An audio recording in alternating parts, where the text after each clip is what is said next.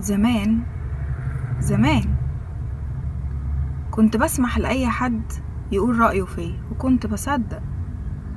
كان حد يقولك انت فيك عيب كذا ولا فيك عيب كذا، وافضل اعيط طول الليل وعمال افكر هو ازاي شافني وحشة كده، انا مفيش كده. والمصيبة ان انا ببقى مصدقاه ومتأثرة وبعيط، طب ما انا مفيش كده. يطلع في الاخر شخص مريض او شخصة مريضة فعايزة تطلع عقدها او نقصها فيك، فتقولك انت فيك كذا عشان تطلع نفسها حلوة. اتعلم تفرق بين اللي بينصحك وبين اللي بيأذيك. اتعلم تثق في نفسك، بس خد بالك بين الثقة بالنفس والغرور شعرة. خد بالك بقى من الشعرة دي لا تتقطع. طيب ازاي اثق في نفسي؟ اكون عندي البصيرة عالية شوية، يعني بمعنى مش اي حد يقول لي كلمة اصدقها، وفي نفس الوقت اراجع نفسي، هل انا فيا دي؟ لو فيا احاول احسن من نفسي واجتهد اكتر واذاكر على نفسي اكتر في اي حاجة، واحاول ما يبقاش فيا العيب ده. تمام؟ وخد بالك خد بالك طول ما انت بتحاول تحسن من نفسك وبتشتغل على نفسك، ده هيديك دفعة قوية جدا بالثقة بالنفس. انما الشخص المغرور يبقى مفهوش حاجة اصلا، وعبارة عن بالونة منفوخة لو فرقعتها كده بدبوس تفرقع في وشك. لا بيشتغل على نفسه ولا، وفي عيوب الدنيا كلها، وشخص توكسيك اصلا ونرجسي، وعمال يطلع عيوبه كلها في الناس، وعمال يقول لهم انتوا فيكوا فيكوا فيكوا. انتوا فاهمين ازاي؟ فخدوا بالكوا والله العظيم، في ناس مريضة تحب تطلع مرضها على غيرها، فما تدوش فرصة لأي حد ان هو يقول رأيه فيكوا او ان هو يجرح فيكوا. خلي عندكوا عزة نفس وكرامة، وما تسمحوش لحد يتعدى حدوده معاكوا بجد، عشان في ناس كل شغلها الشاغل انها تحبط الشخص اللي قدامها وتموته بالبطيء.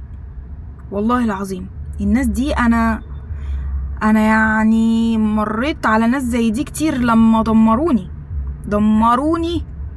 بس ربك كبير، ربك كبير، عارف النوايا. فلما بقعد شوية كده واخد هدنة وارجع اقوى من الاول.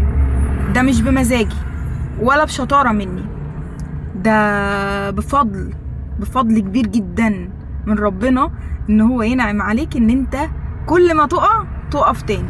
كل ما حد يصدر لك ولا حد يحاول يأذيك، ربنا يسندك وينصرك عليه. فيا جماعة خلي بالكوا، اشتغلوا على نفسكوا، خدوا كورسات، اتعلموا كل حاجة عشان ما تطلبوش حاجة من حد وتلجأوا لحد وتبقوا مضطرين. تمام؟ ربنا يكفينا يا رب كلنا شر الحوجة. اعتمدوا على نفسكوا، وخليك عزيز النفس شامخ. تطلبش حاجة من حد، اطلب من ربنا. بعد ربنا سبحانه وتعالى اسعى. ربنا بيقول ايه؟ وإن ليس للإنسان إلا ما سعى. هتسعى هتلاقي نتيجة السعي بتاعك، وربنا بيجبر بخاطرك. انما بقى تستسهل وتروح تطلب من ده وتقل من نفسك من ده وتقل من كرامتك، ما ينفعش. وبعد كده يجوا يذلوك في الاخر، يقول لك انا عملت لك وسويت لك.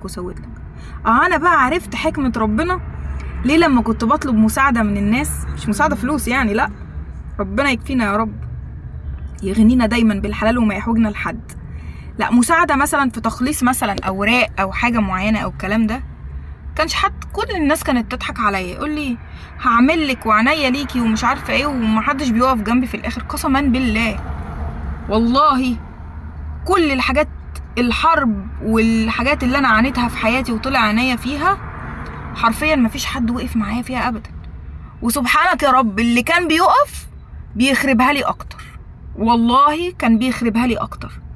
تحس ان ربنا كده عايز ياخدك كده من بين الناس ويقولك لا لا لا لا، اركن انت على جنب، واركن انت، انا اللي هتولى امرها، عشان ما حدش يبقى كاسر عينيها.